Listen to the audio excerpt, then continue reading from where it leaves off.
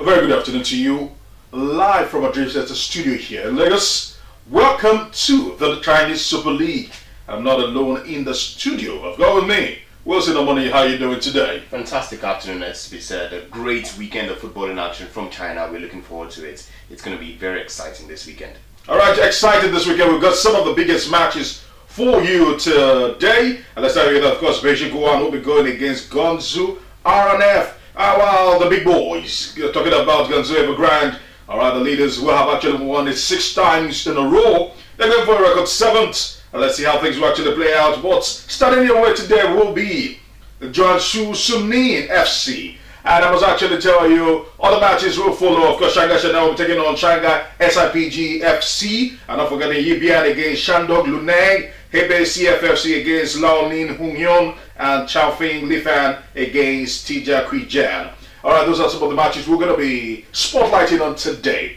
But before we get there, let's just take a look at how things have actually played out in the Chinese Super League. And Wilson, I'm also looking at the goal scorers chart, looking at the assist chart. You must actually give it to the Brazilians who have dominated this. Because you look at the assist chart, for example, Ezekiel Lavezzi, Hawk, Oscar, Alexander Pato are all in the top 5. And I look at it to myself, what a way for the Brazilians. Definitely, they're making their money and they're making it worth the while right there. They're definitely making an impact in their teams respectively. And you can tell the fact that Lavezzi, for example, has come in to make a lot of assists for his team. He's going to be a big influence for them going for the rest of the games that they have this season. I think that's going to be a fantastic one for him. A player that is already being touted to make a return to the Argentinian national team. Wow. As well as, we just saw Paulinho getting a chance to play for Brazil. Hawk is given a chance as well if he continues to play this way. Likes of Oscar, as well as you mentioned, might be given a chance, especially with the World Cup that's coming up in a couple of years.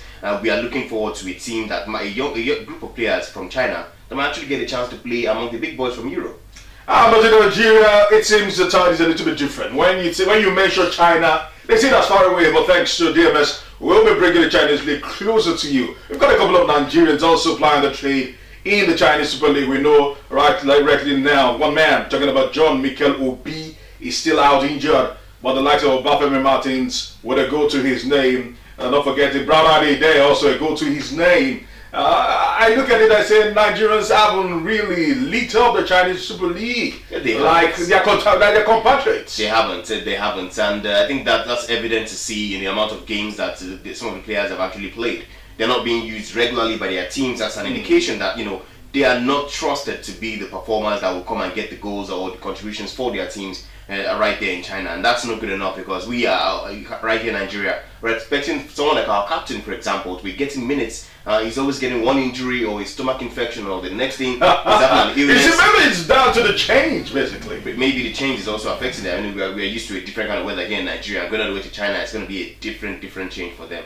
But we do say that we should begin to see some of these players prove their impacts. Like we are seeing the likes of the Brazilians and the Argentines making an impact right there in China. We want to see the Nigerian players also as well making impacts for their respective teams. Alright, respective teams. We'll be going on a quick break, but let's tell you that the most prolific Nigerian there is one of the most unknown names there. Talking about Anthony Uja. Alright, for Long Lane, he's actually gotten 2 goals, which is the highest, with the likes of Audio Judy Gallo still yet to get up to that. One goal apiece for Audio and 1 goal for Martins. And you look at it and you say to yourself, when will Nigerians actually heat it up? Well, let's go for a quick break. When we get back, we'll be bringing you some more action from the Chinese Super League. But enjoy the highlights for now. 主裁判黑小虎吹响了全场比赛开始的哨音，在场上穿着蓝色上衣的就是江苏苏宁易购，穿着红色上衣的是延边富德。在边路段中路可能接应的队员没有来，金波把球在横球还是找斯蒂夫扣，右脚直接选择大门，球进了。13分钟，场上风云突变。这对于顾超来说真是飞来横祸。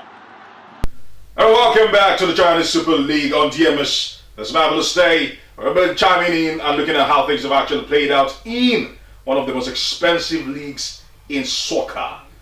And I said to myself, Chris, as we try to, we also said, as we try to end the show today, looking at it, Do you think the Chinese league would actually get to that particular point where they will be rubbing shoulders with the top 5 leagues in Europe? And this, I don't, maybe if you want to put it with the Italian Serie A, the French Liga, the German Bundesliga, the English Premier League, and the Spanish Premier Division, will they ever get there? And how soon do you think they can actually get there? Well, first of all, for a team to have won it back to back 5 years in a row or 6 years in a row, 6 years actually. It's definitely an indication that they're not there yet.